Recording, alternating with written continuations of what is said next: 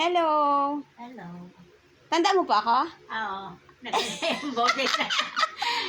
Ay, nanay! Ang ganda-ganda mo ngayon, oh, pasalubong ko. Yan. Pakwan yan. Pakilagay na lang muna. Sabi. Ang ganda-ganda. Natandaan mo ako? Oo. Ba't wala ka reaction Ate pagpasok Pe. ko? Ate Pe, ikaw lang hindi sa akin nakakaalaala eh. Puro. Naiyak ako palag. Tatampo ka? Hindi kita naalala.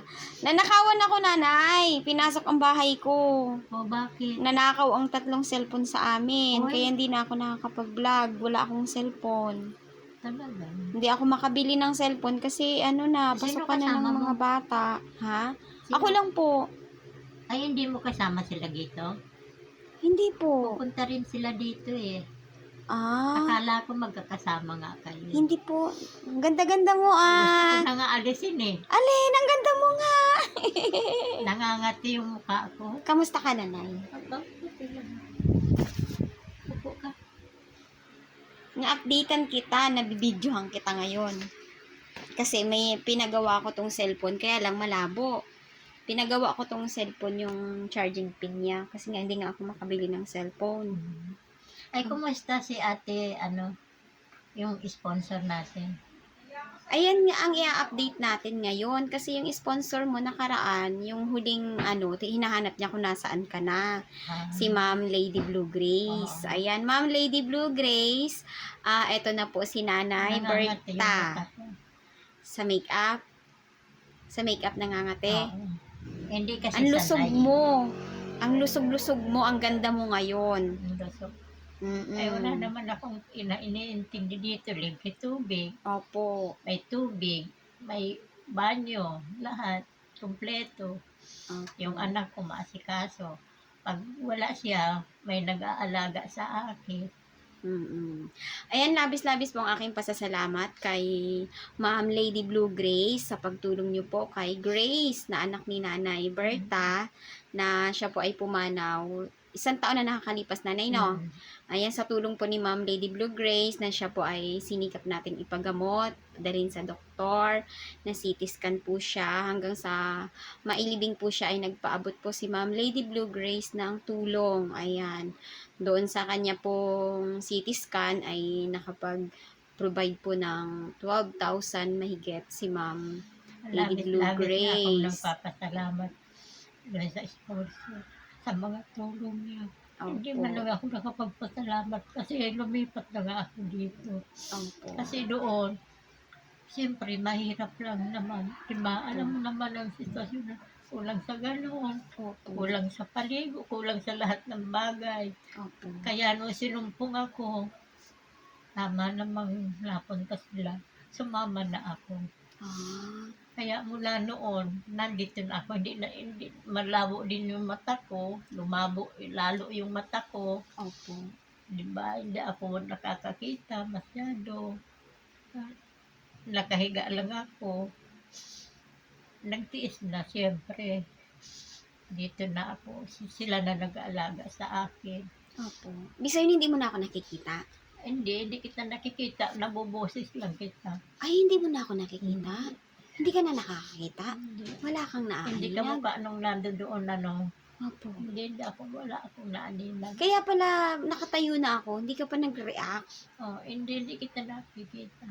Nangangati pa yung yung mukha ko sa makeup. Kahit silaw, wala na kayong nakikita. Iyan, ilaw, yan nakikita ko. Pero pag matagal na rin, naaninag na rin kita. Pero matagal.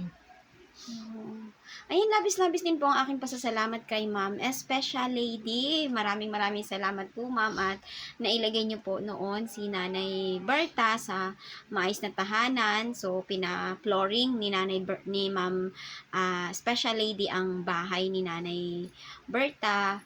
Ayan, tapos nung birthday po, nagregalo si Ma'am ng kanyang At saka, bed. mama. Kama na may foam para sa kanila sana ni Grace.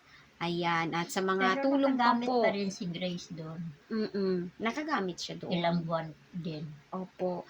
Ayan, maraming salamat po sa September. inyo pong mga gininto ang puso na nailagay niyo po sa maayos si Nanay Berta at si Grace noon. At si Grace po ay nabigyan ng maayos na burol noong siya po ay pumanaw. Ayan, sa tulong po ninyo. Maraming salamat po, Ma'am Lady Blue Grace at Ma'am Special Lady. Ano po ang masasabi niyo kay Ma'am Special Lady Nanay na nagregalo sa inyo noon ng bed, ng foam? Nagpapasalamat po ako sa lahat ng naibigay niya sa akin, na itulong. Hanggang ngayon, inaalaala ko pa yun. Opo. Hindi ko naman makakalimutan yung mga ibinigay niya sa akin. Yung Opo. mga pinaranas niyang katuwaan, kasiyahan, galakan sa aking puso nung mga panahon na hirap kami. Opo. Kahit hanggang ngayon, inaalala ko siya lagi, pinapanalangin ko siya. Kasama siya lagi sa panalangin ko, lumakas, maging maligaya, makilala ang Panginoon, umasa, at kung malapit nga lang siya, gusto ko rin siyang bigyan ng Bible, kaso malayo. Ang makakilala sa Panginoon, yun ang ipinagpipray ko talaga. Siyempre, sa Diyos lang tayo umaasa. At laging humihingi ng tulong. Lagi ko siyang pinapanalangin, kasama siyang lagi sa panalangin ko. Opo.